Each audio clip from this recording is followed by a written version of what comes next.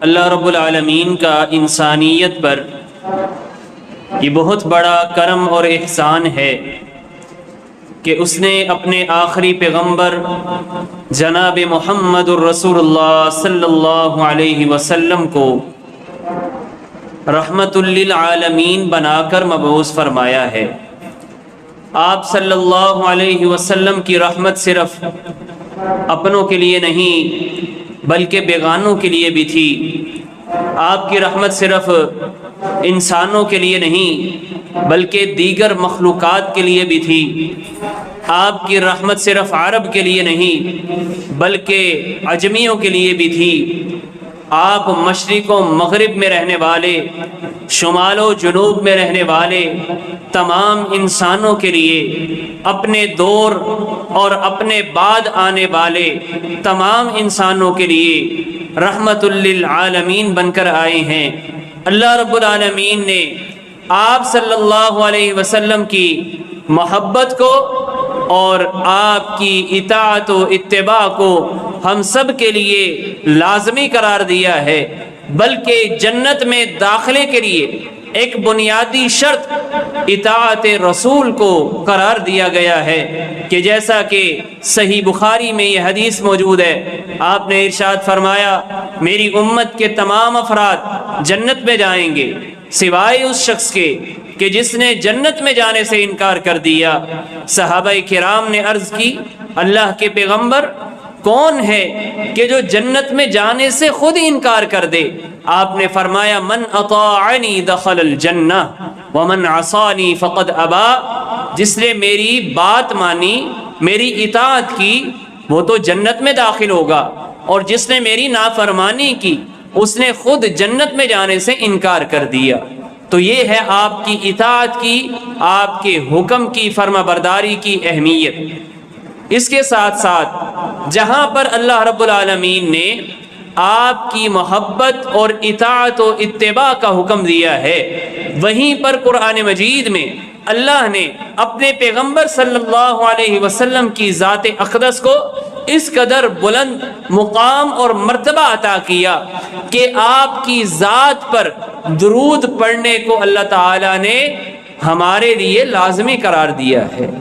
سورۃ الاحزاب میں اللہ تعالیٰ فرماتے ہیں ان اللہ وملائکتہ یصلون علی النبی، بے شک اللہ تعالیٰ اور اس کے فرشتے نبی کریم پر درود پڑھتے ہیں، نبی کریم پر درود بھیجتے ہیں۔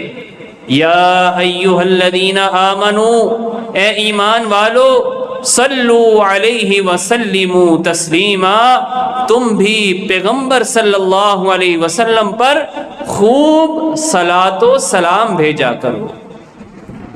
تو غور کیجئے گا اللہ رب العالمین قرآن مجید میں حکم دے رہے ہیں، جب اللہ حکم دیتے ہیں تو اس پر عمل کرنا ضروری ہوتا ہے، اور ہمارے اوپر نبی کریم کا یہ اہم حق ہے کہ ہم آپ پر کثرت کے ساتھ درود و سلام پڑھیں۔ جب اللہ رب العالمین درود بھیجتے ہیں تو معنی کیا ہوتا ہے کہ اللہ تعالیٰ رحمتیں بھیجتے ہیں نبی کریم پر، اور جب فرشتے درود بھیجتے ہیں تو معنی یہ ہوتا ہے کہ فرشتے آپ کے لیے بلندی درجات کی دعا کرتے ہیں۔ ہم بھی نبی کریم پر ان الفاظ کے ساتھ درود بھیجتے ہیں، اور دیگر الفاظ بھی احادیث میں ملتے ہیں، اللہم صلی علی محمد وعلی آل محمد کما صلیت علی ابراہیم وعلی آل ابراہیم انک حمید مجید۔ تو اللہ تعالیٰ سے ہم دعا کیا کرتے ہیں کہ اللہ تعالیٰ آپ کی ذات پر رحمتوں کا نزول فرمائے۔ اور صرف یہی نہیں ہے کہ اللہ تعالیٰ نے حکم دیا، بلکہ اس سے بڑھ کر نبی کریم صلی اللہ علیہ وسلم نے اپنی متعدد احادیث میں درود پڑھنے کی فضیلت کو بیان کیا ہے۔ جیسا کہ ایک حدیث میں آتا ہے، آپ صلی اللہ علیہ وسلم نے فرمایا من صلی علی واحدہ صلی اللہ علیہ 10 صلوات، جو شخص میرے اوپر ایک مرتبہ درود پڑھتا ہے اللہ تعالیٰ اس پر 10 رحمتیں نازل کرتا ہے۔ وحط عنہ 10 خطیئات، اور اللہ اس کے 10 گناہوں کو معاف کر دیتا ہے. ورفع به 10 درجات، اللہ تعالیٰ اس کے 10 درجات کو بلند کر دیتا ہے. یہ صرف ایک مرتبہ درود پڑھنے کا فائدہ ہے. تو ہم یہ کہہ سکتے ہیں کہ نبی کریم صلی اللہ علیہ وسلم پر درود پاک پڑھنا یہ اللہ رب العالمین کی عین عبادت ہے. کیوں عبادت ہے؟ کیونکہ آپ اللہ تعالیٰ کے حکم پر عمل کر رہے ہیں. درود نبی پاک پر اور عبادت اللہ کی، لہٰذا ہم جتنا زیادہ اس کو پڑھیں گے اتنے ہمارے درجات بلند ہوتے جائیں گے، اتنے ہمارے گناہ معاف ہوتے جائیں گے، اور اسی طریقے سے اتنی اللہ رب العالمین کی رحمتیں ہم پر نازل ہوں گی. آج کیا وجہ ہے کہ مسلمان ہیں، نبی کریم صلی اللہ علیہ وسلم سے محبت کا دعویٰ تو کرتا ہے، لیکن اس سے زبان سے جہاں پر درود پاک جاری ہونا چاہیے تھا، آج اس کی زبان سے گانوں کی آوازیں، آج اس کی زبان سے غیبت، آج اس کی زبان سے جھوٹ، یہ اس کا پیچھا نہیں چھوڑتا. آج اس کی زبان سے اس کا دوسرا مسلمان محفوظ نہیں ہے. چاہے کہ وہ اپنی زبان سے خیر کے کلمات نکالے، لیکن وہ گالم گلوچ کے اندر، اپنی زبان کے استعمال میں بے احتیاطی کے اندر اس قدر مگن ہے کہ وہ اللہ رب العالمین کی رحمتوں کے حصول کو جو آسان طریقہ تھا اس سے محروم ہو چکا ہے.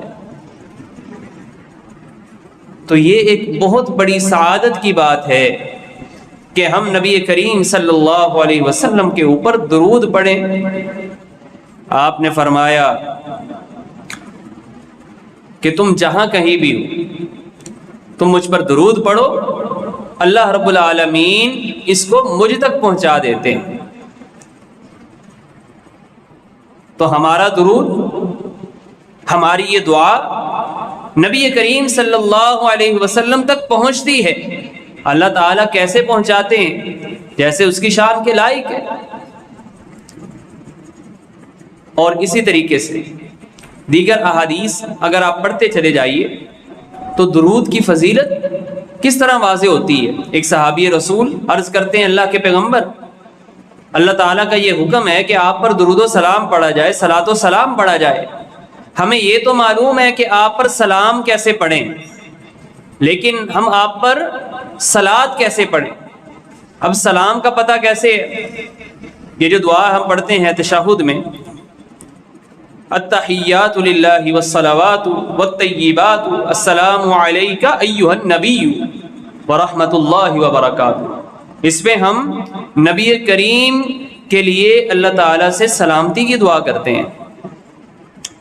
تو آپ نے پھر یہ درود سکھایا کہ صحابی تم پڑھا کرو اللہم صلی علی محمد وعلی آل محمد کما صلیت علی ابراہیم وعلی آل ابراہیم انک حمید مجید، اللہم بارک علی محمد وعلی آل محمد کما بارکت علی ابراہیم وعلی آل ابراہیم انک حمید مجید. کتنی بہترین دعا ہے، اور یہ درود ابراہیمی کے نام سے معروف ہے کہ جس کو نماز میں پڑھا جاتا ہے. اور اگر آپ ساری نماز پڑھ لیں یہ درود نہ پڑھیں تو آپ کی نماز نہیں ہوتی. یہ درود پاک کی اہمیت تو آج ہمیں غور کرنا چاہیے. نبی علیہ الصلوۃ والسلام نے مختلف احادیث میں اس حوالے سے رہنمائی کی ہے، جیسا کہ حضرت عبداللہ بن مسعود رضی اللہ تعالی عنہ وہ بیان کرتے ہیں کہ ایک مرتبہ میں مسجد میں آیا تو اس وقت نبی علیہ الصلوۃ والسلام بھی موجود تھے، سیدنا ابو بکر، سیدنا عمر رضی اللہ عنہما بھی موجود تھے. تو میں نے نماز پڑھی اور اس کے بعد میں نے اللہ رب العالمین کی تعریف بیان کی دعا کے اندر، اور نبی پاک پر درود پڑھا. اور اس کے بعد پھر میں نے اپنے لیے دعا کی تو آپ صلی اللہ علیہ وسلم نے فرمایا سل تعطا، تم سوال کرو اللہ سے تمہیں عطا کیا جائے گا. تمہیں اللہ رب العالمین جو مانگو گے تمہیں وہ دے دیں گے۔ تو یہ کتنی بڑی فضیلت ہے۔ ایک صحابی آئے تو انہوں نے نماز کے بعد دعا کی، تو دعا میں نبی پاک صلی اللہ علیہ وسلم پر درود نہیں پڑھا۔ آپ نے فرمایا کہ اس نے جلدی کی ہے، اس نے جلدی کی ہے۔ لہٰذا آپ نے پھر ان کو طریقہ سکھایا کہ آپ نے دعا کرنی ہے تو پہلے اللہ کی تعریف بیان کریں، پھر آپ اپنے پیغمبر پر درود پڑھیں اور اس کے بعد آپ اپنے لیے دعا کریں۔ تو دعا کا بھی کوئی طریقہ ہوتا ہے، ہمیں یہ طریقہ بھی سکھایا گیا ہے۔ بہترین انداز کیا ہے؟ اللہ رب العالمین کی تعریف، اس کی تحمید، اس کی تمجید بیان کی جائے، پھر آپ نبی پاک صلی اللہ علیہ وسلم پر درود پڑھیں اور اس کے بعد اپنا مسئلہ اللہ رب العالمین کی بارگاہ میں پیش کریں۔ بلکہ احادیث کے الفاظ تو یہاں تک آتے ہیں کہ وہ دعا کہ جس میں نبی پاک صلی اللہ علیہ وسلم پر درود نہ پڑھا جائے وہ آسمانوں زمین کے درمیان رکی رہتی ہے، اور دعا آسمانوں تک نہیں پہنچتی جب تک درود پاک نہ پڑھا جائے۔ تو یہ اہمیت اور یہ فضیلت ہے۔ بلکہ ایک اور روایت میں آتا ہے، حضرت عبد الرحمن بن عوف رضی اللہ تعالی عنہ راوی ہیں، وہ کہتے ہیں کہ ایک مرتبہ نبی علیہ الصلوۃ والسلام اپنے گھر سے تشریف لے آئے باہر، اور آپ کھجور کے باغ میں گئے، تو میں بھی وہاں پر آیا۔ آپ صلی اللہ علیہ وسلم نے اللہ کے حضور سجدہ کیا، اتنا لمبا سجدہ کیا کہ مجھے لگنے لگا کہ شاید آپ کی روح پرواز کر گئی ہے۔ تو بہرحال پھر آپ نے سجدے سے سر اٹھایا، تو میں نے اپنے خیال کا اظہار کیا، تو میں تو یہ سوچ رہا تھا کہ آپ نے اتنا لمبا سجدہ کیا۔ تو آپ نے پھر فرمایا کہ میرے پاس حضرت جبریل آئے تھے اور انہوں نے آ کر اللہ رب العالمین کا یہ پیغام مجھ تک پہنچایا ہے کہ اللہ تعالیٰ فرماتے ہیں کہ جو آپ پر درود پڑھتا ہے میں اس پر اپنی رحمتوں کو نازل کرتا ہوں، اور جو آپ پر سلامتی بھیجتا ہے میں اس پر سلامتی بھیجتا ہوں۔ تو محترم بھائیو، آج ہماری زندگیوں کے اندر سے یہ رحمت، یہ برکت اور اسی طریقے سے سلامتی یہ رخصت ہو چکی ہے۔ ضرورت اس امر کی ہے کہ یہ ایک بہترین وظیفہ ہے، چلتے پھرتے اٹھتے بیٹھتے اگر ہم نبی علیہ الصلوۃ والسلام پر درود پڑھنے کا اہتمام کریں، اور اسی طریقے سے درود کے الفاظ جو احادیث کے اندر بتائے گئے ہیں ہمیں کوشش کرنی چاہیے کہ ہم ان کا اہتمام کریں۔ درود ابراہیمی معروف ہے، اسی سے ملتے جلتے الفاظ کمی بیشی کے ساتھ اس کے علاوہ بھی احادیث کے اندر موجود ہیں۔ مختصراً الفاظ صلی اللہ علیہ وسلم یہ بھی موجود ہے۔ تو آپ یعنی نماز کے اندر تو خاص ہے نا کہ بتایا گیا کہ آپ نے یہی درود پڑھنا ہے، اس کے علاوہ جو جتنے دیگر الفاظ ملتے ہیں وہ الفاظ بھی پڑھ سکتے ہیں ہم۔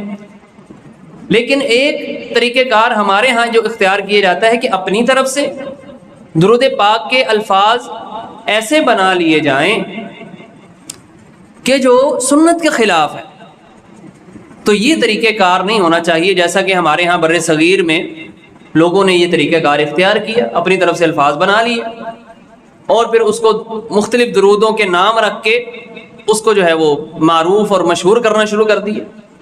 تو کوشش کیا ہونی چاہیے کہ جس پیغمبر پر ہم درود پڑھیں اسی پیغمبر کے بتائے ہوئے درود کو اپنائیں۔ اور پھر آپ نے یہ بھی بتایا ہے کہ کن مواقع کے بالخصوص درود پاک پڑھنا ہے، کن مواقع کے اوپر۔ مثال کے طور پر نماز ہے، ایک اہم موقع ہے، یہاں پر درود پاک پڑھنے کا اہتمام ہم سب کرتے، تشہد پڑھتے ہیں، اس کے بعد پھر جو ہے یہ درود ابراہیمی ہے۔ اسی طریقے سے دوسرا اہم موقع کہ جب بھی دعا کریں آپ اللہ کی تعریف بیان کریں، اس کے بعد جو ہے وہ آپ پر درود پڑھیں۔ اسی طریقے سے ایک موقع ہے صبح و شام کے اذکار میں، یعنی صبح کے وقت شام کے وقت، جیسا کہ حدیث میں آتا ہے کہ جو شخص صبح کے وقت مجھ پر 10 مرتبہ درود پڑھے، شام کے وقت 10 مرتبہ درود پڑھے، تو قیامت کے دن اسے میری سفارش نصیب ہوگی.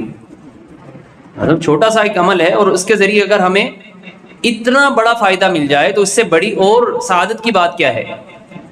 اسی طریقے سے آپ نے فرمایا کہ قیامت کے دن میرے سے سب سے زیادہ نزدیک وہ شخص ہوگا کہ جو مجھ پر سب سے زیادہ درود پڑھنے والا ہے. تو آپ جتنا دیکھیں نا، ایک شخص اس دنیا سے چلا گیا، آپ کا اس کے لیے ایک بہترین تحفہ کیا ہو سکتا ہے؟ دعا کی صورت میں. تو آپ جتنا زیادہ دعا کریں گے نبی علیہ الصلوۃ والسلام کو، ہمارے لیے اتنا ہی ہمارے نامہ اعمال میں بھی اضافے کا ذریعہ اور قیامت کے دن آپ کی قرب کا بھی ذریعہ ہے. پھر اسی طرح ایک اور اہم موقع ہے اور وہ ہے اذان کے بعد. یہ صحیح مسلم میں حدیث ہے کہ اذا سمعتم المؤذن فقولوا مثل ما يقول. جب تم اذان دینے والے کی اذان سنو تو جس طرح وہ کہتا ہے تم بھی اس کا جواب اسی طرح دو، جیسا کہ ہم جانتے ہیں اذان کا جواب دیا جاتا ہے. تو پھر اس کے بعد کیا کرنا ہے؟ پھر آپ نے فرمایا پھر مجھ پر درود پڑھو، یعنی اذان کے بعد میرے اوپر درود پڑھو. یہ صحیح مسلم میں حدیث ہے. اور جو مجھ پر اس طرح درود پڑھے گا اللہ رب العالمین اس کو قیامت کے دن میری سفارش اور شفاعت نصیب فرمائیں گے. تو مطلب یہ ہے کہ جو دین آپ نے جس طرح دیا، اب ہمارے ہاں ایک ٹرینڈ بن گیا کہ نہیں، ہم نے ہمیشہ اذان سے پہلے ہی پڑھنا ہے اور ہم سنتے آ رہے ہیں اس طریقے کار کو. حالانکہ احادیث اس حوالے سے رہنمائی کی کرتی ہیں کہ آپ اذان کو سنیں، اس کے بعد آپ درود پڑھیں اور پھر وہ جو اذان کے بعد والی دعا ہے وہ بتائی گئی ہے. تو یہ محترم بھائیوں، آپ صلی اللہ علیہ وسلم کے حق کے حوالے سے ایک اہم بات ہے کہ ہم کثرت کے ساتھ نبی علیہ الصلوۃ والسلام کے اوپر درود پاک پڑھتے رہیں. یہ ہمارے مسائل کا بھی حل ہے. دیکھیں نا، جب اللہ تعالیٰ کی رحمتیں نازل ہوتی ہیں تو پھر ہماری مشکلات کتنی بڑی کیوں نہ ہو، ان کی کیا حیثیت رہ جاتی ہے. تو یہ ایک بہترین وظیفہ اس حوالے سے. دوسری بات محترم بھائیوں، جہاں پر نبی علیہ الصلوۃ والسلام کا ہم پر یہ حق ہے کہ ہم آپ پر کثرت کے ساتھ درود پڑھیں، اسی طریقے سے آپ کا ہم پر یہ حق بھی ہے کہ جو دین آپ لے کر آئے ہیں اس دین کو دنیا میں غالب کرنے کے لیے ہم اپنا کردار کیا ادا کر رہے ہیں. اور بالخصوص جو آپ کی سیرت سے سبق ملتا ہے کہ آپ نے کتنے اہم مواقع پر مظلوم مسلمانوں کی مدد کی ہے، مظلوم لوگوں کی مدد کی ہے. مسلمان تو دور کی بات ہے نا، مظلوم چاہے کوئی کافر بھی ہے اس کی بھی آپ نے مدد کی ہے. جب یہ فتح مکہ ہوا تو اس کی وجہ ایک یہ بنی تھی کہ مسلمانوں کا اور کافروں کا ایک معاہدہ ہوا تھا آپس میں، 10 سال تک امن کے ساتھ رہیں گے، جنگ نہیں کریں گے. تو اب ہوا کیا کہ جو قبیلہ مسلمانوں کا حلیف تھا، کفار مکہ نے اس پر حملہ کرنے کے لیے اپنے حلیف قبیلے کا ساتھ دیا اور ان کے اوپر حملہ کیا گیا رات کے وقت.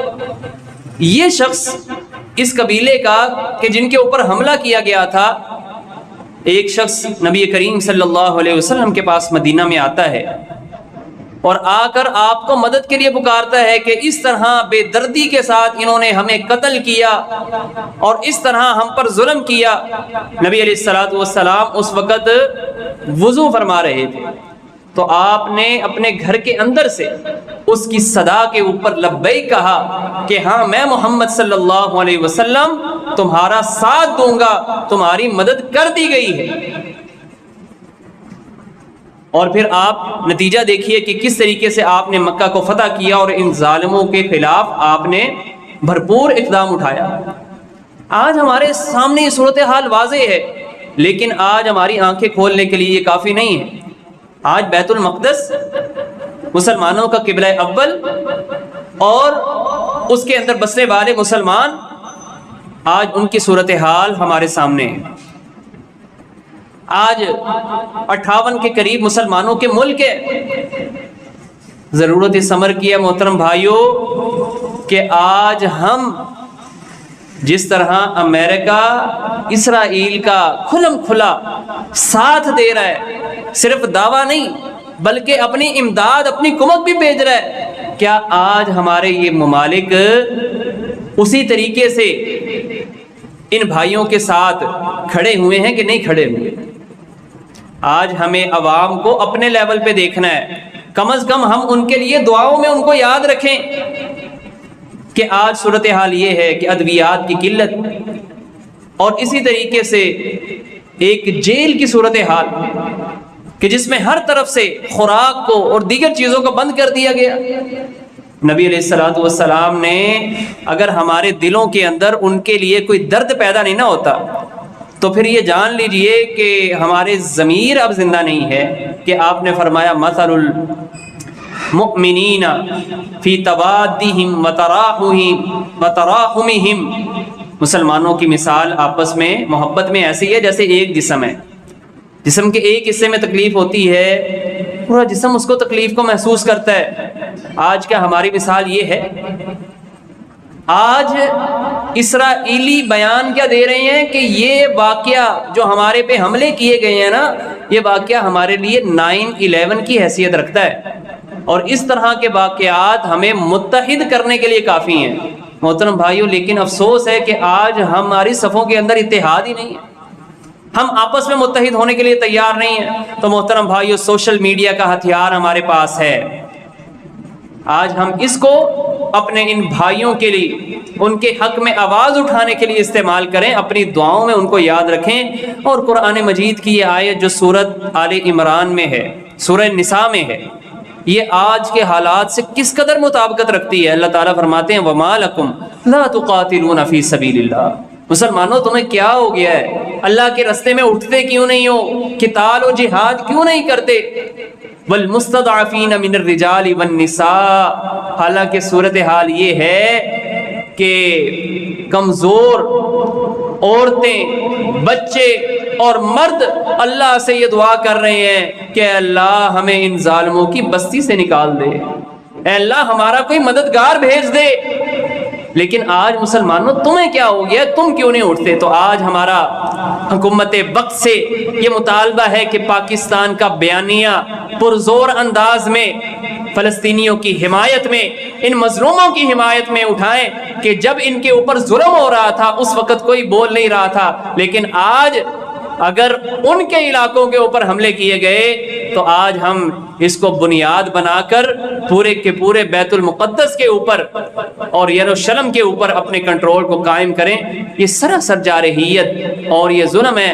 نبی صلی اللہ علیہ وسلم کے اس فرمان کو ہمیں یاد رکھنا چاہیے کہ ایک وقت آئے گا کہ تمہارے اندر وہن کی بیماری ہوگی، اور وہن یہ ہے کہ دنیا کی محبت، موت سے نفرت، اور کافر تمہارے اوپر ایسے آئیں گے کہ جس طرح بھوکا جو ہے وہ کھانے کے تھال کے اوپر آتا ہے۔ اللہ رب العالمین ہمیں اپنے ایمان کو اور اس کے تقاضوں کو پورا کرنے کی توفیق عطا فرمائے، اور اپنے ان مظلوم بھائیوں کے ساتھ کھڑے ہونے کی توفیق عطا فرمائے، ہمارے حکمرانوں کو بھی، ہماری عوام کو بھی۔ وآخر دعوانا ان الحمد للہ رب العالمین۔